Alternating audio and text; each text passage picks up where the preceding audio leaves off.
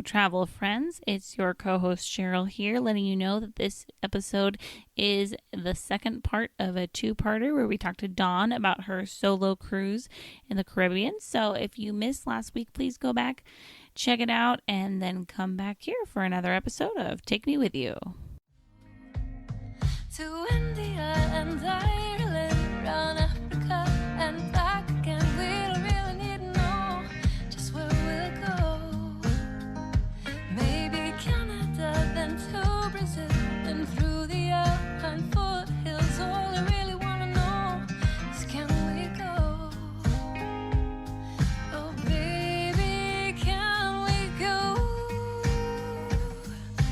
Round and around the globe. So then, what about those days at sea? And actually, I'm going to start with, and Cheryl will be shocked, but it's because I'm actually curious more about the logistics. But the food, because I don't actually care about the food itself, although I'm sure Cheryl will follow up with legit food questions. But the logistics of, you talked about the buffet I know a little bit about cruise ships, and I don't know what yours was, but there are different dining rooms, and could you have done like a formal thing if you wanted to? Like how much flexibility was there? How much flexibility was there in time for that? What was your experience with how you interacted that way on the ship? Yeah. So because it was a smaller ship, we didn't have like dining times or specific dining rooms. There was really well, that's not entirely true.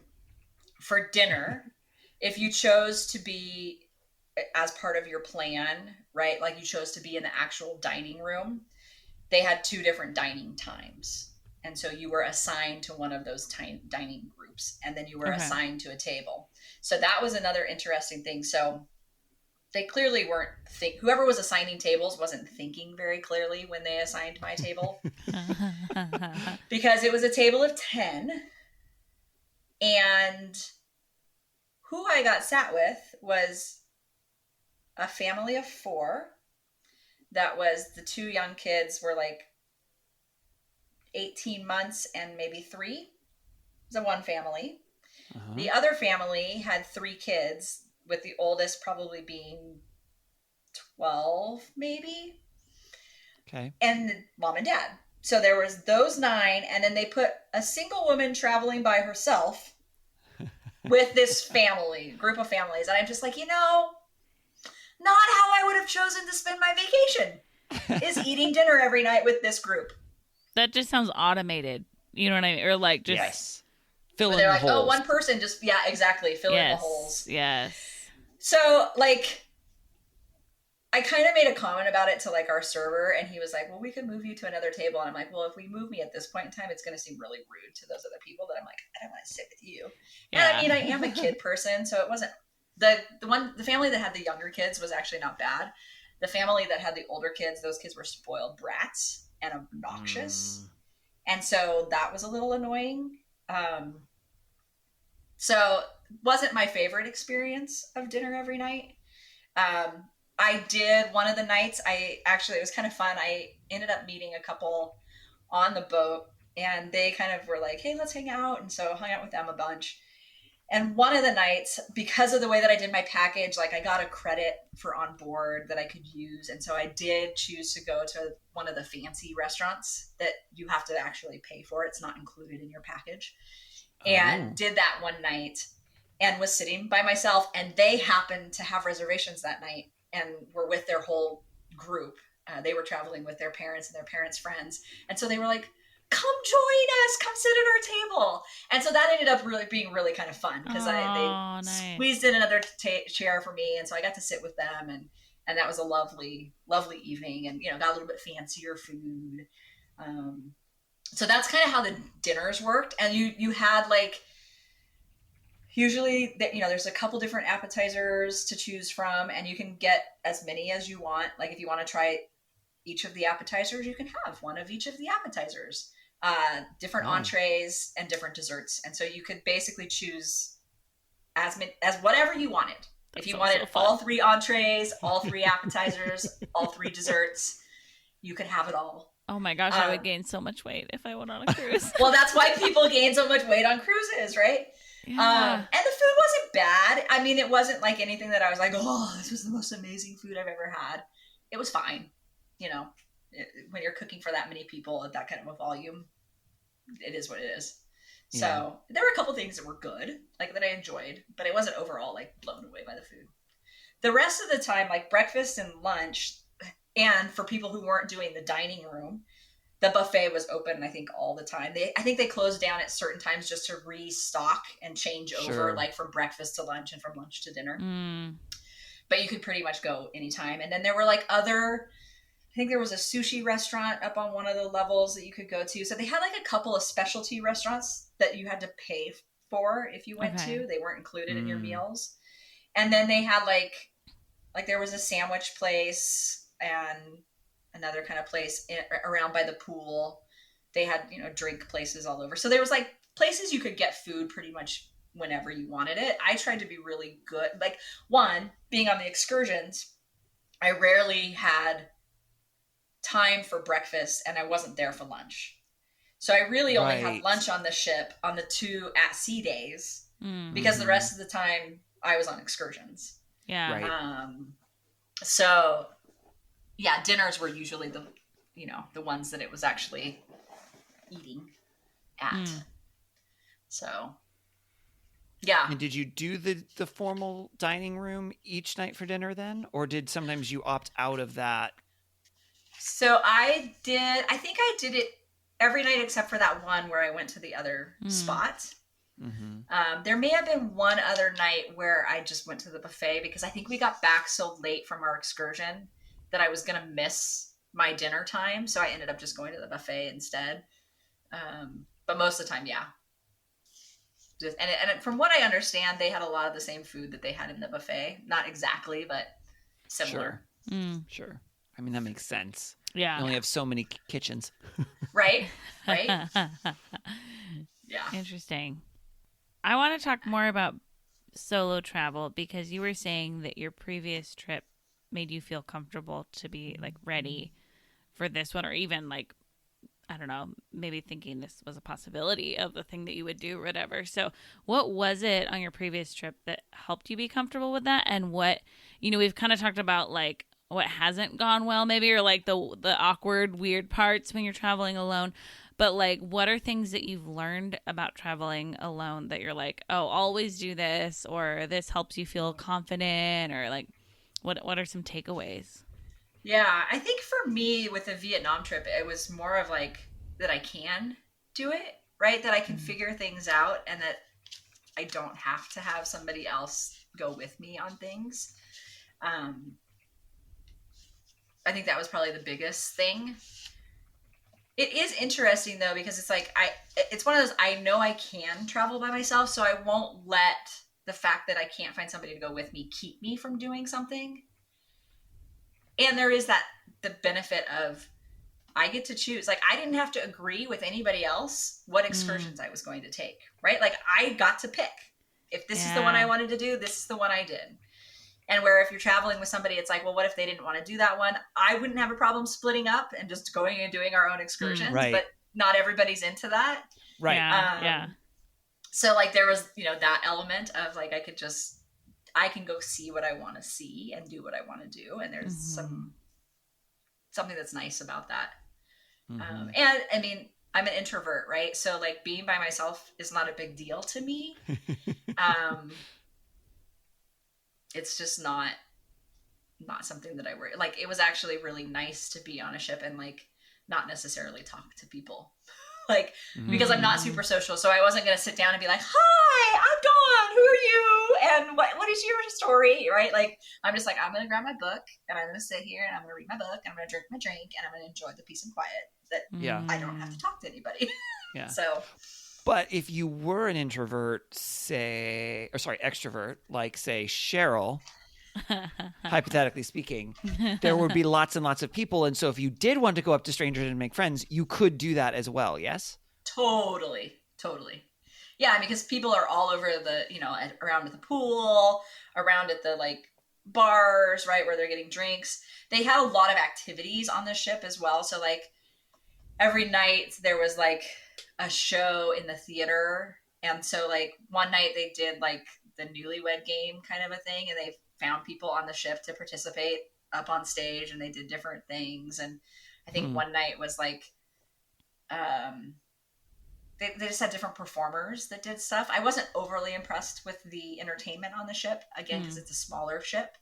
But yeah, like they had every night in the center lounge, the center of the boat, they had their MCs that did something, and they pulled people from the crowd to participate and do stuff. So certainly in those situations, you're so close to everybody that I could easily have struck up a conversation with the person next to me.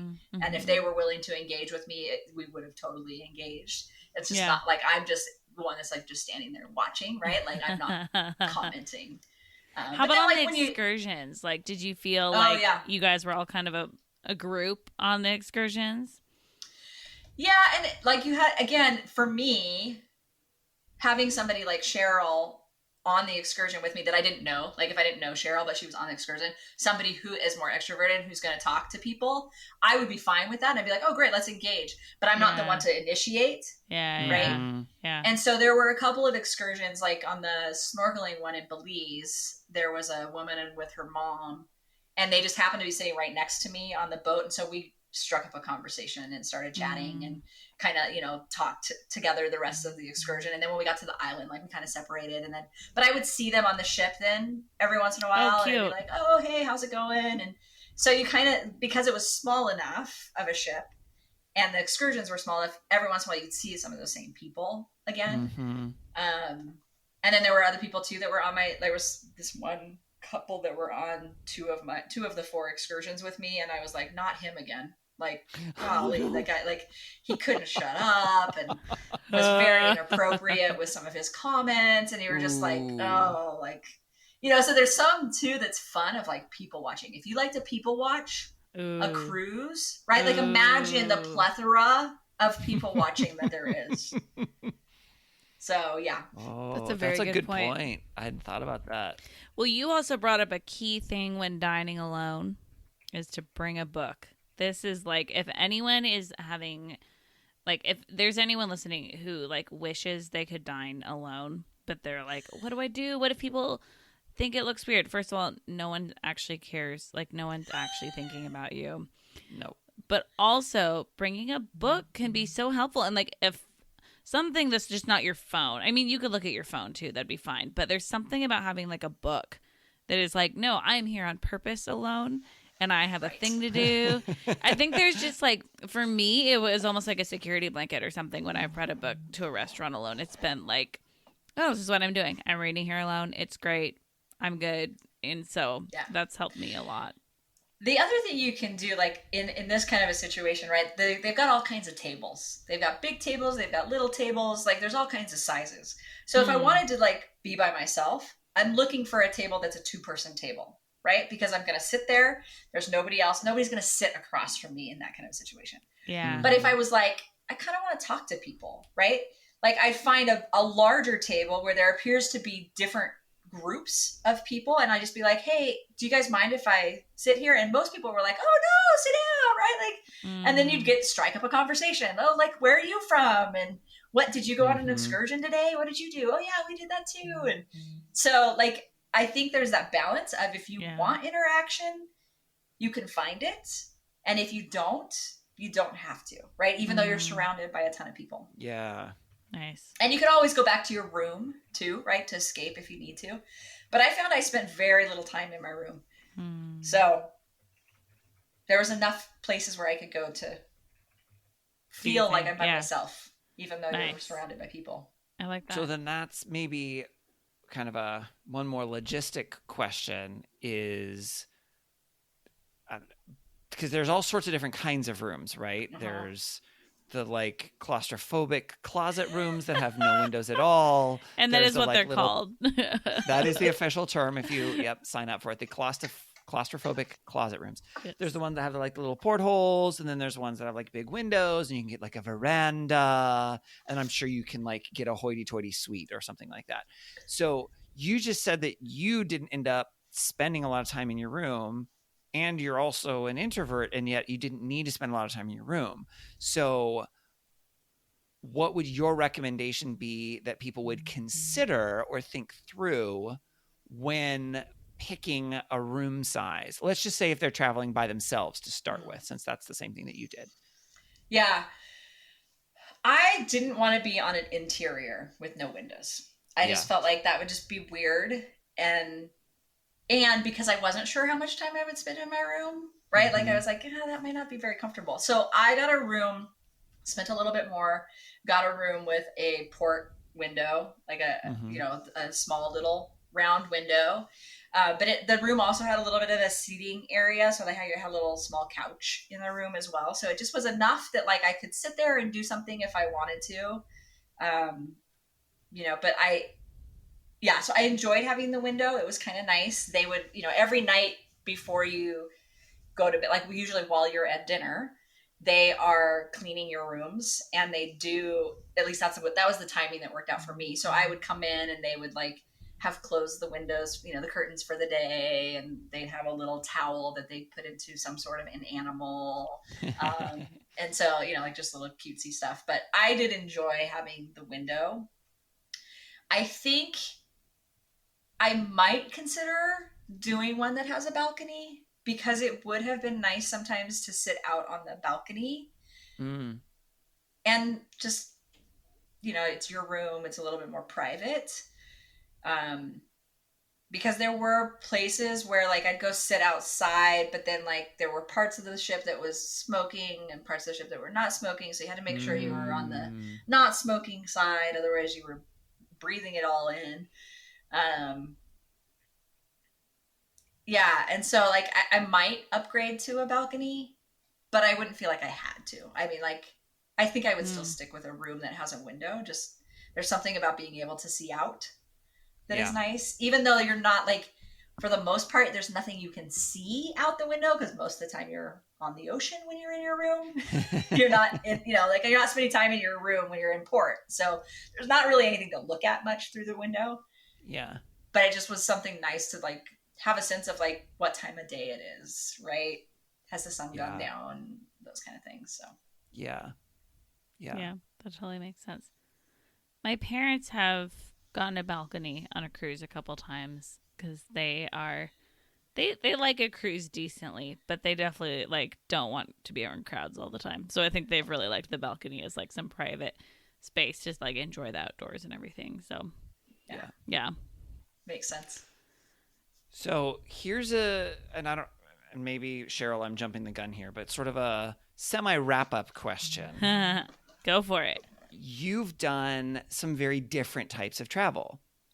The cruise is, like you said, it's kind of curated and done for you. It's all planned out. You don't really have to think about all of those things. But you've also done the adventure on your own through the countryside, figuring stuff out on your own. Would you do a cruise again? That's question number one. I think I would.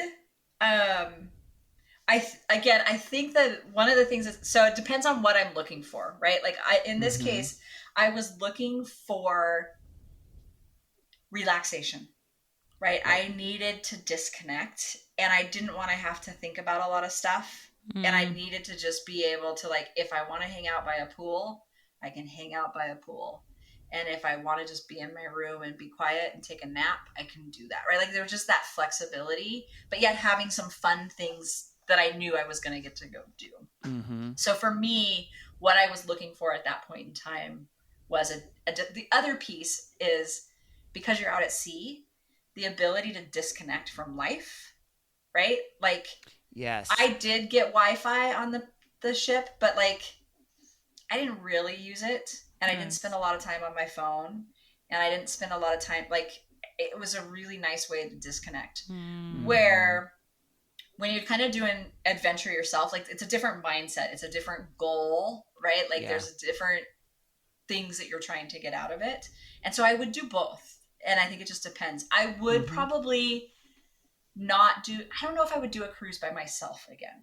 Okay. The couple that I met on the cruise, actually, they live in Florida, and they were like, "We're going on a cruise in December 2021. Come with us," right? So I might go by myself if I was meeting up with people, right? So that I did have that social interaction for meals or to sit around the pool or like on the, at sea day, somebody like, because the three of us one night just hung out, like played pool for a while and just kind of chatted and hung out. And that was really nice, like in the evenings to have something to do, people to interact with. So I think if I knew people that were going, I would go by myself, but I don't know that I would go by myself if I didn't know anybody. I would want to go with somebody. Yeah. Yeah. It could be such a fun group trip because then you could go like Yes. do whatever excursion you want and then like come back together and eat all together, hang out or Yes. stuff.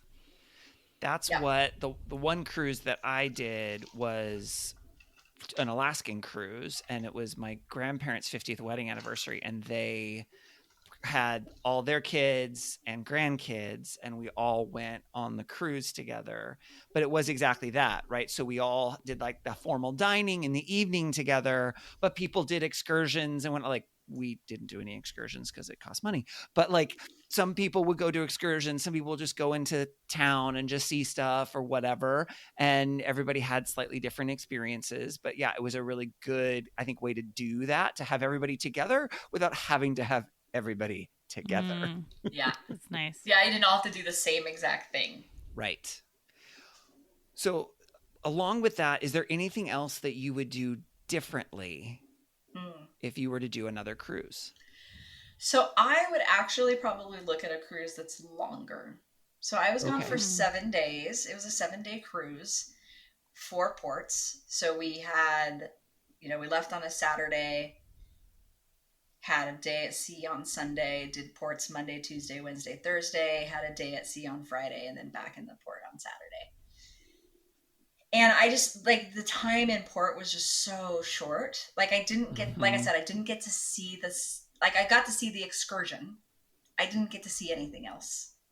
And being able to, like, I might look at cruises where they actually stay in port overnight so that you can spend all day in port, right? And really, like, you can go do an excursion, but then you can come back and explore the nightlife or explore, do a little bit more touristy stuff and shopping. And, I'm not a huge shopper, but like that was such a short, like if I wanted to get souvenirs or anything, I had to be really quick about it. Yeah. Like with Belize, I had gone in early and so had like maybe 15 minutes before before I needed to be at my boat to go out on the snorkeling thing, to basically, I bought one shirt and like in one store. And we ended up, we didn't know this, but we ended up getting taken back to the boat. So if you hadn't gone, you would have missed out on all your souvenirs, like if you wanted to do anything like that. Plus like exploring some of the food and things like that, right? Like we were eating what was part of the excursion, which was usually sack lunches from the boat. So it wasn't like cultural. And so being able to experience more of that, I would probably look to do a longer cruise or a cruise where you're staying in port longer than we did. That makes sense. When I was in Venice, I read that advice that they said, like, the cruises all have to leave at a certain time, or if you're not staying in Venice, like, people leave at a certain time. Is they're like, enjoy the nightlife because it's when nobody from the cruises are there. And I was like, oh, that's a good point. And so, yeah, getting to be somewhere a little longer, yeah, would be a nice way to do it. It was nice, though, from an aspect of, like, I would go back to Cozumel in a heartbeat, right? Like, where I did the dolphin stuff. Like, I want to go back there. I want to spend more time there in that environment. Like, that was really fun. Belize was beautiful. I would love to go back and explore more of Belize. I don't know if I would go back to Costa Maya. I don't know if I would go back to Grand Cayman, right? Like, and so it was kind of nice from that, where you get like a taste, like I was saying, like a little snack of that location, even though it's a touristy snack, but you get at least a little bit of an idea of like what it might be like to go back. Yeah. I like that.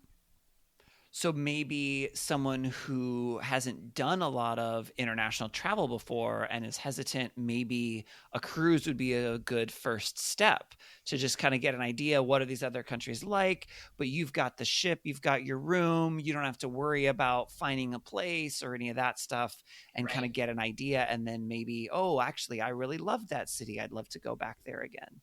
I think that would be perfect, right? Like that would be an easy way to kind of explore a little bit and get some Nice. exposure to different locations. Yeah. So yeah, totally. Well, Don, thank you so much for sharing about this trip with us. Of course. We have a couple questions to kind of wrap up your travel story. So the first one is based on the title of our show, Take Me With You. If you could take us with you to just one thing on this trip, what would it be and why? So I kind of talked about it, but the swimming with dolphins, hands down, the best experience. I would do it again in a heartbeat. It wasn't the cheapest excursion, but it was totally worth it. Like it just was really, really fun. So just that experience of interacting with the animal and yeah, hands down, you got to go swim with dolphins if you ever Love get a it. chance. I've And done it. can we do the manatees too? The manatees were pretty cool, but I mean the dolphins, like I'm a huge so I've been a dolphin fan. Like I love dolphins. In fact, when I was in college, my mom made me a dolphin quilt, like out of dolphin material. That's how I decorated my dorm room when I went off to college. So like I love dolphins, and I'd never had that experience before. And That's I don't know awesome. if I will get to do it again, but it was amazing. I've gotten to do it one time, also in Mexico, and oh my gosh, so cool. Yeah. And it was like, I work at SeaWorld. I'm one of like it, just, it was like the cool tricks with the dolphins was very cool. So yeah. Yeah, Nice. totally. And what's your next trip? Yeah, so hopefully I'll be going to Southeast Asia when my girlfriend goes to spend some time there with her. And where that is, I don't know yet. I don't really want to join her in Nepal. I'm not that interested in Nepal, but I would love to go to Thailand. I haven't been there yet. I would do Malaysia. I would do Singapore. I would do Indonesia probably too. And then hopefully we're going to jump over to Australia as well. So, I mean, a lot of it is dependent on the pandemic and what happens, right? Like those countries aren't open right now. You can't really travel there right now, but maybe by the time this, is broadcast, maybe we will be able to go there, but that's on the future plan. Nice. We might do a road trip or something sooner just to go somewhere. Yeah. I'm really itching to travel. It's just been too long. Yeah. And I would love to go somewhere soon, but we'll see. I love that. Yeah, I feel like this time for all of us has revealed how much people really want to travel, because I think there's people who are really like relieved that they're not traveling so much, and it's like maybe they're just not, travel's not their thing as much, and they're happy to be home. You know what I mean? And then I think there's others of us who are like, I need to travel. You need to get on an airplane and go somewhere. Yes. And do you have any travel questions for us? Ooh, well, I mean, I'll throw it back at you. What are you guys' next planned trips or hopeful trips? Cheryl, you should go because you're the only one who has a planned trip.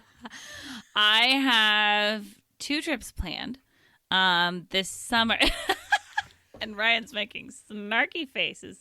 I would never do that. This summer, I'm going to go on a road trip with my husband and my stepson. We're going to go over to like the Jackson Hole area. So kind of near like Tetons, and explore like kind of that side of Idaho and Wyoming a little bit. So, yeah, we're going to rent a house over there for like 5 nights. So that will be great to kind of also have a lot of flexibility on what we want to do on different days and everything, which will be good. And just to have like kind of like a home, away from home, I think will be good as well with a kiddo. And then in December for my second anniversary, we're going to go to Hawaii, to the Big Island. So I actually have a flight Nice. booked right now, which is like, oh, exciting! I know. I'm so excited that I'm like, oh my gosh, I actually am going on a flight this year, Wow. which is great. Because, I mean, since my honeymoon, 2 years before that, have not gone on one. And it's so weird that I didn't go on a flight last year.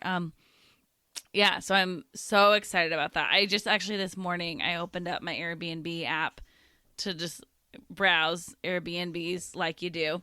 And I looked at like my trips and I was like, I have like 4 different ones booked. And I was like, okay, it's going to be okay. We're traveling. And I just got so excited that there's plans to look forward to. Yes. So, yeah. That's awesome. And Ryan, do you have dreams? No, because they've all been like, Dashed. no. I mean, yes, but not really. Like, I've said this a bunch on the podcast, so people who listen all the time are like, yeah, I know what he's going to say. So in 2020, about a month before everything shut down, I went to go visit my sister down in LA. Dawn, you remember because we did the conversation with you and Ingrid. You gave me all the Right. Disney tips and all that stuff. And then we all got sick and it did not go the way it was supposed to go. And so then we were going to do a redo trip. And we were going to do the redo 2021. trip this last February. Disneyland was still closed. As of our recording, I don't think it's even been open for a month yet. By the time this episode comes out, it'll have been open for longer than that. But so like we canceled that, but I had bought a plane ticket because, they were super cheap and super flexible. So I have a plane ticket credit floating out there in the world, which means I'm going to go somewhere at some point. Yes, you are. But I don't know when or where. And if there's one thing that this last year has taught me, at least, but I'm guessing not just me, it's that as much as we like to think we know what's going to happen in the future, we really don't. So I'm just holding really loosely to a lot of things right now. So not really making a lot of plans. I might do a road trip with a friend of mine this summer. I might not. We'll just have to see. If it happens, great. And if not, okay. Yes. I've gone this long without traveling. I can go another 6 months.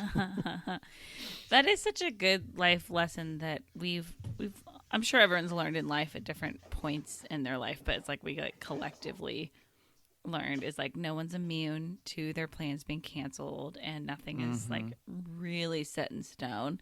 And so like just learning to appreciate like, and when it works out, it's great. So happy that one worked out, and just a good little like thankfulness and holding things loosely. It is so true of just like, we hope that we'll be able to you just don't know. We don't know what it's. I mean, we thought we were coming out of a pandemic, and then it got worse, and we had to go back in, and right. And so I think there's just a lot of uncertainty. Yes. Yeah. I think some people are more certain than I feel comfortable being right now. I've had a number of conversations, even just in the last week or so, of since I'm a teacher, talking about next fall, and like, oh no, we're definitely going to do X, and it's definitely going to be Y, and I'm like, I'm glad you know that, because I have I'm only about 10% on the confidence level of anything as far away as September. Yeah. Because right now we're recording this in May, so school is still not even out yet. And so much can change. That's what happened last year. The summer, things changed so much over the summer last year. But now we've got a vaccine, which is a whole new variable. And, so there's just so many things that we just don't know. So. Yeah. Yeah, it's funny because now even I'm like, I have tickets to this thing, like, we'll see if I go, like, we'll see if it happens. And so it is. I think your road trip will happen. Oh yeah. That's why I planned it, is because it was like, we can take, unless they like close state borders, then we can take this road trip. And so, right. Yeah, it should be pretty safe. Yeah. All right, we're going to transition to the last part of our episode called Wish You Were Here. During this section, each of the three of us is going to highlight a travel attraction from the different places we've been. You can think of it like a little postcard or a snapshot of a really cool thing, an event, a building, a restaurant, a something that we took a picture of and said, hey, this is really cool. Wish you were here. Cheryl, what would you like to do for your wish you were here today? I'd like to do one in Florence, Italy, because we're all dreaming of being in faraway places. And we all know that my Italian accent is just stellar. So I'm gonna try. Yeah. I'm gonna try this, guys, with like full gusto. Ponte Vecchio. Yep. Fluent. I love it What because language was my that? I did the hands and everything. It's great because every time I do an Italian accent, Ryan just face palms, and it's like, I think it's a combination of like shame, maybe that he knows me, or shame to be an American, even though we're not in a foreign country. I think he's just like embarrassed about like, what if an Italian hears this? Also, like, my cheesy sense of humor. So I think there's a lot going on in that face palm, and I'm very proud of it. I appreciate that you just go 110% in on it. And you're like, if I'm going to do this, I'm going to do it all the way. And I do appreciate that. Ponte Vecchio is what we're It was more fun the going first with. time you said Yeah, it. I know, it really was. It's a bridge in Florence that I'd heard about and heard like, you got to check out this bridge when you're in Florence. And there's just no way I would have been prepared for like what it looks like. It's really interesting because you think about like cool bridges. So you think about like Tower Bridge in London, or things like this. But this bridge, it's medieval stone, which is very cool. But and it's an arch bridge over the river, but it has shops along it. So it's like different than what you would picture with a bridge where like people are selling things, and it's almost like it just looks like a continuation of the buildings, but like over just like a bridge over the river, and it's beautiful. So I'd say if you're in Florence, you got to walk across this bridge, but then the other thing you should do is walk across one of the other bridges so you can get a fun view of it as well, because it's just like a really pretty, that's the fun thing with a bridge, is also to like get the photo of it over the water, and everything. So check out this bridge. Florence isn't huge, so it's pretty easy to find it and get to it and everything. But it's just really interesting looking and very different than I think I love bridges a lot, but it's it's different. Cool. It's a different style and everything with all the like shops on it. So yeah, check it out. How does it compare to the Rialto Bridge in Venice? Because that also has shops on it.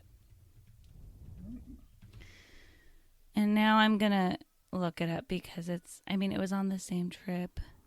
Well, okay, here's how it's different. Is the Rialto Bridge looks like one person designed and built it in one period of time.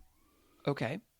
So, okay, Dawn loves Lego a whole lot. So we're going to say Yes. that the Rialto Bridge looks like somebody took their Lego and like built a set, built like follow the plans, and Okay. then this bridge in Florence looks like you just like took your old box of Lego bricks and just kind of went for it. It's very mix and matchy. Okay. And then over the top is like a unified like wall that kind of goes over the top of all these like mix and matchy type of shops. And so it looks much more like you just kind of fit all these things together, and like, who knows? I don't know if they were built at the same time or by the same people, or they're all these different colors. So yeah, different style, but they're both really cool to check out. So Awesome. yeah. That's very cool. Dawn, what would you like to do for your wish you were here? Yeah, this was hard. I didn't think about this one ahead of time. So the thing that just popped into my head, and I'll go with a more recent thing. So last summer, my girlfriend and I made a trip out to Big Lake, Washington, which is up past Mount Vernon. And while there, we rented an Airbnb on the lake. And it's where I was reminded that when I retire, I would love to own a lake house and be able to just walk out every morning and fish or go kayaking, whatever. And so, like, someday when I have my lake house, I will wish you were there. You can come and visit me at my lake house, Yes. which hopefully will be sooner rather than later. But yeah, lake house. It doesn't have to be big lake, but it was a pretty cool location. Nice. I'm not familiar with that particular spot, Big Lake. Neither am I mean, are there a lot of lake houses? Is it fairly Tons. undeveloped? Is it No, okay. there's lots and lots and lots of lake houses. Okay. A lot of people skiing and boating on it, so Okay. it's a recreational lake. But yeah, it was pretty cool. That's cool. And not very Nice. far, right? Like it wasn't that far away from Seattle. Like I'm like, I could live there one day, and if I have to commute into Seattle for work, it's like an hour and a half commute. But if I only had to do it a couple days a week, it wouldn't be too bad. Nice. Okay. That's a nice distance. Nice. Yeah, my lake house. Love it. Ryan, what's your wish you were here?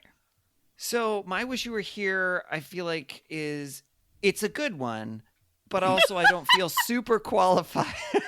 That's real convincing, huh? If I have to say it's a good one. Yes, yes. I don't feel super qualified because I didn't spend a ton of time there. And actually, now that I think about it, I think Dawn was on the same trip when I was there. And so, Cheryl, you mentioned Jackson Hole. Mm-hmm. And there was a trip I did in high school where we spent some time in Jackson Hole. It was an SMT, and I don't remember, Dawn, if you were there or not. I don't Did you remember. guys take the old-fashioned photos? Yes. Because I think Lisa Oh, see, was no, Lisa I don't on think that I was trip? on that one. I don't think I Yes, was on Lisa that one. was on that one. So, I okay, think Dawn, I've you weren't seen there. that. Okay. I think I've seen that group photo, Yes. like the Yes. old timey photo. I think I remember that group photo. And no, I don't think I was there. Yeah. Okay. And actually, now that I think about it, I was looking for a different picture yesterday and saw that picture. So I know exactly where that picture is right now. Wow, that's funny. But anyway, so my wish you here is actually the Grand Tetons, the mountains, because I remember we were in this. So it's a bunch of high school students and we're driving across the country. It was like a 2-week road trip, like service trip thing. And we were driving, I don't remember where from or to, probably from Arizona to Wyoming is my guess. I'm not sure though. And I remember we just kind of could sort of like going through trees, and then we kind of come around, and all of a sudden the Grand Teton Mountains were there, and they're big and they're bold and they're kind of a bluish color, and they're just beautiful. They're gorgeous. And actually, this is going to sound really bizarre, but they remind me of the High Tatras in Slovakia. They are very, very similar just in the look, where it doesn't, I think I'm used to mountains here in the Pacific Northwest where you kind of have like the foothills and they kind of get bigger, and then you've got like mountains, and there's like lots of mountains. And that is not the way those feel. It's just like all of a sudden, boom, you've got these like this mountain range, but it's not like the mountains are tall, but I don't feel like they're super, super wide. At least not in my brain. They're not. I could be wrong. But it was beautiful and gorgeous. I don't have anything better to say of like, go do this thing there or whatever. Just go see them because they're beautiful. So that's why I kind of was like, well, I don't know how qualified I am to say this, but they are really beautiful, and it's very, very cool. And I do wish you were there. And Nice. right now, it's like, just go look at a mountain. That's a great thing to spend your time doing. Right? I like it. I think so. Totally. We would love it if you would follow us on social media. We are at Timwe Podcast. That's at TMWI for Take Me With You Podcast. We are on Instagram and Facebook and Twitter. You can also email us at timwepodcast@gmail.com. Send us suggestions of mountains that we should see or places that we should swim with dolphins, or your favorite tips for traveling alone. You can also call us and leave us a voicemail at 406-763-8699. Or if it's easier to remember, that's 406-POD-TIMWE. Please rate and review our podcast to tell other people what you think about it. Subscribe to make sure you don't miss an episode, and share about this episode on your social media so other people can hear about cruising with Dawn. What? Okay, do you guys ever actually get voicemails? One time. One we time. got one. Yes. Yes. As always, thank you to Beth Reed Miller for the awesome artwork. You can check out more of Beth's artwork at Beth Is Something. And thank you to Erica Corbin for the use of her song Round the Globe. You can listen to Erica's music wherever music is sold or streamed. That's all we have for this week's episode. Dawn, thank you so much for coming on and telling us about cruising. It was great to talk with you again. That was a lot of fun. Thanks, guys. Yay! Until next time, remember to take me with you. Take me with you! Can we get a sailboat chasing down the sunset as we float round and round the globe? Salty air and balmy nights, guided only by the lights above, and light little love. Oh, the world is out there waiting to explore, and all our troubles here want them to be